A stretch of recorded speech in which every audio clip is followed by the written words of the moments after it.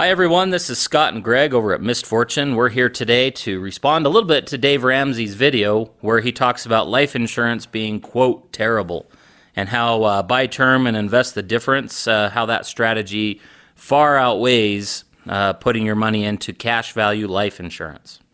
And just to clarify, we actually really agree with Dave Ramsey on we like what he does for people in terms of getting out of debt, cutting up credit cards, stopping that bad habit of lifestyle. But in this case with life insurance, he's just absolutely wrong, but he'll go after it with a vengeance and attack it.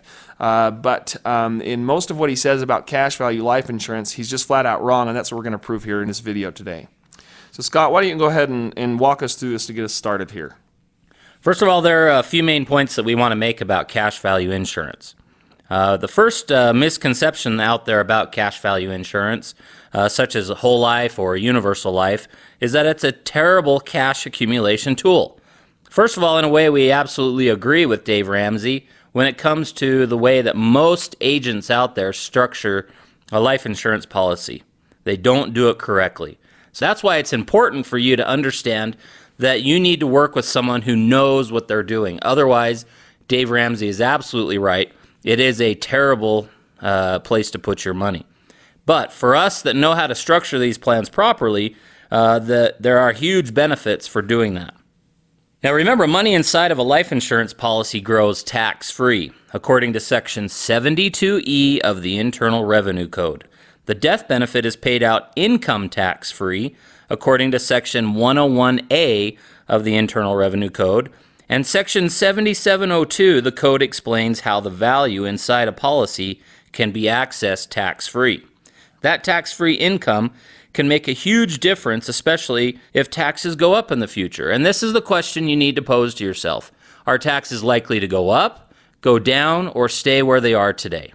And rarely do we ever encounter anyone who doesn't think taxes are going to be going up just because of the rising deficit and all that's associated with it. So, okay, so if we take the numbers that Dave Ramsey was using in his example, he said that according to a 32-year-old male who's making about $40,000 a year, he should be using about 15% of that income to A, buy a term life policy, and B, buy mutual funds with the rest of it. His idea is growth stock mutual funds with all of the money that you would be spending on a cash value life insurance policy.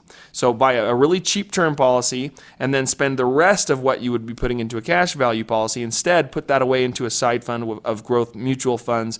And the idea is that when the term policy runs out in 20 years, the money accumulating in the growth stock mutual funds will have outpaced the death benefit, and therefore the death benefit is no longer needed. On the flip side, Dave Ramsey implies that funding a cash value life insurance policy with those same dollars would be a terrible mistake. We're here to set that straight and show you the details as to why he's maybe not correct in this one instance. Okay, well, let's compare the two strategies, apples to apples, being as realistic as we can possibly be with two different investment retirement strategies. So first of all, we'll use an example of a father, age 32, with a 2-year-old and a 4-year-old making $40,000 a year. And as Dave says, we'll utilize a total of $6,000 a year, or 15% of his income, towards the retirement plan. So let's say a death benefit of $400,000 is purchased using a 20-year level term policy, which is what Dave recommends, which doesn't accumulate any cash value, but is very affordable at about $220 a year. This would leave about $5,780 a year for the next 20 years to invest into a mutual fund earning 8.5%. Now, why 8.5%? Could a mutual fund do better than that? Well, maybe, but just look at the last 10 years. Most people aren't even back to where they started 10 years ago in their mutual fund and IRA 401k strategies. So, we really feel like this is pretty realistic comparison for the kind of world we live in now with the kind of things that can happen, 9/11s, the volatility in the Middle East, and some of those things that just affect us severely overnight almost. So some other things we must take into account are taxes and costs. With mutual funds, there are obviously taxes and fees. Now, a person's combined federal and state tax rate can fall anywhere between about 15% to as high as 42% or more. We're going to be using a 15% tax rate for our illustration purposes here. What we're going to do now is we're going to look at the cash value insurance side. We're going to choose a maximum funded tax advantaged life insurance policy utilizing an indexed universal life product. Now, we use indexed universal life because it's linked to an index, such as the S&P 500. Now, we also look at companies that have high ratings and have long-term records. The company we'll talk about today has actually been around for over 130 years. Also, based on historical averages, this company has averaged over an 8.5% return each year. Now, this strategy actually provides a minimum death benefit in this scenario that we're talking about today for a 32-year-old male of $588,000. Obviously more than the $400,000 that Dave Ramsey talks about. But $588,000 is actually in accordance to the tax rules of TEFRA from 1982 and DEFRA from 1984. So again, one of the good points that Dave makes is that there is a cost to having an insurance policy. So today we're going to use everything net after cost. We're going to be as fair and open about all of the costs to have an insurance policy as much as possible. But like Dave says, and like we agree, that if it's not structured properly, it will not work. And this is where it starts to become more and more important with the costs, that if it's structured properly, we will have the smallest cost possible. Okay, so in quick summary, on the left side here, we're buying an inexpensive term policy and socking away the rest into growth stock mutual funds for 20 years, earning an average of 8.5% rate of return. There are no guarantees with these funds, and they'll be taxed as they're earned with regular fees and costs that we're accounting for. Now on the right side, we'll be putting in all $6,000 into a maximum funded indexed universal life policy, also averaging 8.5% based on history, which does have many guarantees built in and also allows us to participate in any growth that the market experiences up to a capped amount, but it also gives us floors or guarantees so that we don't lose to any market volatility if the market were just to take a dive in any given year.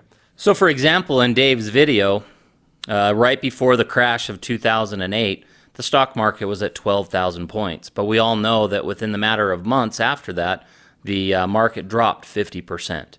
Well, if you have a guarantee, that means that you would not experience any loss in that downturn.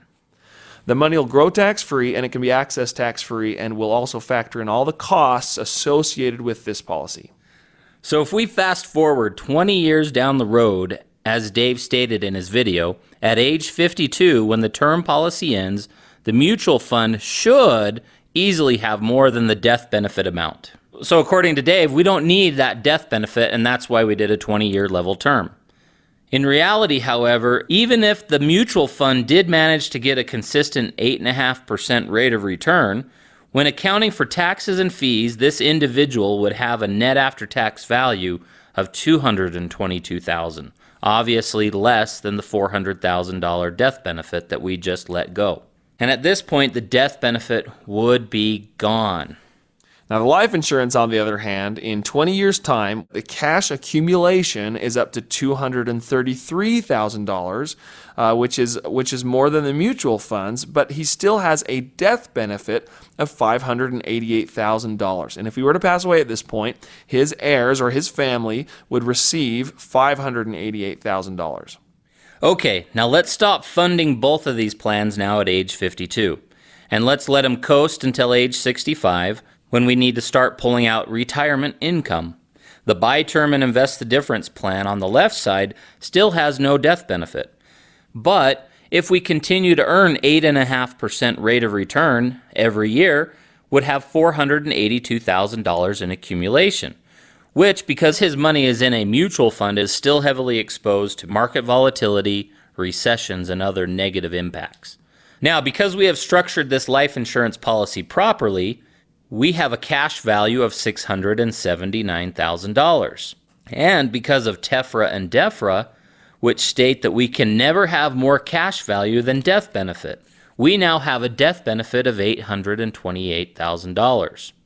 So if he were to pass away at age 65, he would actually pass on $828,000 tax-free to his family. In each of these plans, the left and the right start to pull out the same amount, a net income of $53,500 per year. The plan on the left, Dave Ramsey's buy term and invest the difference plan, would be out of money by age 77. At age 77, he'd have no death benefit, no income, and no money. And just to keep in mind, the average life expectancy for the average male is age 85. Now, the maximum funded policy on the right, however, would have a cash value of $654,000 at this point, a death benefit of $732,000, and would be able to continue taking out income of $53,500 until age 100, when the cash value would finally run out. To put this into perspective for you, that's an extra 24 years of additional income, a total of an extra $1,284,000 of retirement resources above and beyond what the buy term and invest the difference strategy would yield. While the strategy on the right gets to participate in the indexing feature, which provides protection from market exposure while at the same time allowing participation when the market goes up, and all the while providing for an additional death benefit that the strategy on the left loses at age 52, nearly 5 decades before our strategy on the right finally runs out of money. Now again, we understand why most financial professionals don't like cash value life insurance, but in reality, it's because they simply don't know very much about it, let alone how to structure it properly for cash accumulation. We do this every single day for our clients, providing peace of mind because there's protection from market loss, while maximizing in a liquid and safe way their retirement resources.